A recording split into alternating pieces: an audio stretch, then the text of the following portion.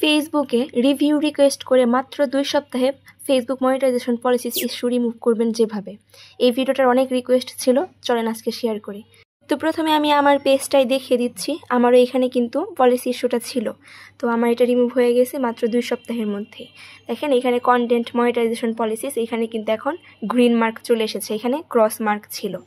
এরপর page status, এটাও কিন্তু আমরা দেখতে পারবো। তো প্রফেশনাল ড্যাশবোর্ডে যাব আমরা। প্রথমে প্রফেশনাল ড্যাশবোর্ডে গিয়ে যদি আমরা এখানে নিচের দিকে একটু স্ক্রল করতে হবে, স্ক্রল করলে এখানে আমরা দেখতে পারবো পেজ রেকমেন্ডেশন। পেজ রেকমেন্ডেশনে যাওয়ার পরে আমরা পেজ স্ট্যাটাসে যাব। এই দেখেন এলিজেবল টু মনিটাইজ, এখানে কিন্তু রেস্ট্রিক্টেড মনিটাইজ ছিল, এটাই কিন্তু থাকে কন্টেন্ট পলিসি ইস্যুটা থাকলে এখানে রেস্ট্রিক্টেড থাকে। তো এইগুলো আমি যেভাবে ঠিক করেছি সেটা আজকে চলেন আপনাদের সাথে শেয়ার করব। তো প্রথমে আমি আমার একটা অন্য পেজে যাব যেখানে এই পলিসিস ইস্যুটা আছে। যদি এটা আমি ইউজ করি না, জাস্ট আপনাদের দেখানোর জন্য আমি এটা ক্রিয়েট করেছি। এখানে আমি প্রথমে পেজের স্ট্যাটাসটা আপনাদের দেখিয়ে নিচ্ছি। তো এখানে যদি মনিটাইজেশনে যাওয়ার পরে এই যে ইনস্ট্রিম অ্যাডসে যাওয়ার পর দেখেন এই যে এখানে কন্টেন্ট মনিটাইজেশন পলিসিস কিন্তু ঠিক এইভাবে থাকে। তো এখন আপনারা কিন্তু এখানে একটা স্ক্রিনশট নিয়ে রাখবেন, কারণ এইটা আমাদের লাগবে। এরপর আমরা যাব পেজ স্ট্যাটাস দেখতে। তো পেজ স্ট্যাটাস দেখার জন্য এই যে প্রফেশনাল ড্যাশবোর্ডে যাব, যাওয়ার পর পেজ রেকমেন্ডেশন এখানে যাব।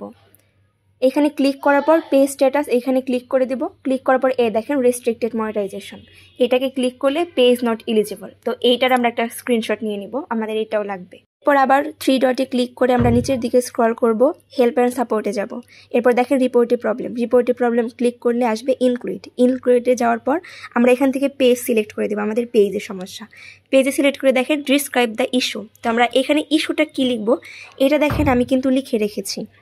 এখানে আমি আমার নোটপ্যাডে আগে লেখাগুলো লিখে রেখেছি, আপনারা সেম লেখাটা লিখতে পারেন।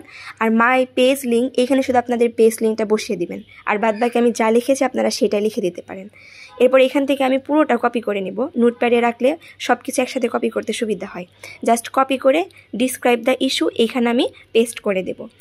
পেস্ট করে দেওয়ার পর দেখেন নিচে আপলোড ফ্রম ফোন, এইখান থেকে আমাদের স্ক্রিনশট দিতে হবে যেগুলো আমাদের পেজের সমস্যা, আমরা যেগুলো স্ক্রিনশট নিয়ে রেখেছিলাম। এই 2টা স্ক্রিনশট আমরা অ্যাড করে দেব।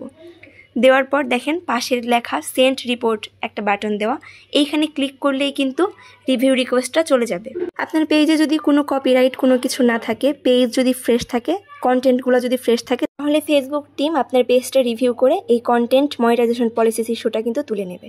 এত সময় ভিডিও দেখার জন্য অনেক অনেক ধন্যবাদ। লাইক কমেন্ট শেয়ার করে পাশে থাকবেন। প্রিয়াস লাইভ ফলো করে দেবেন।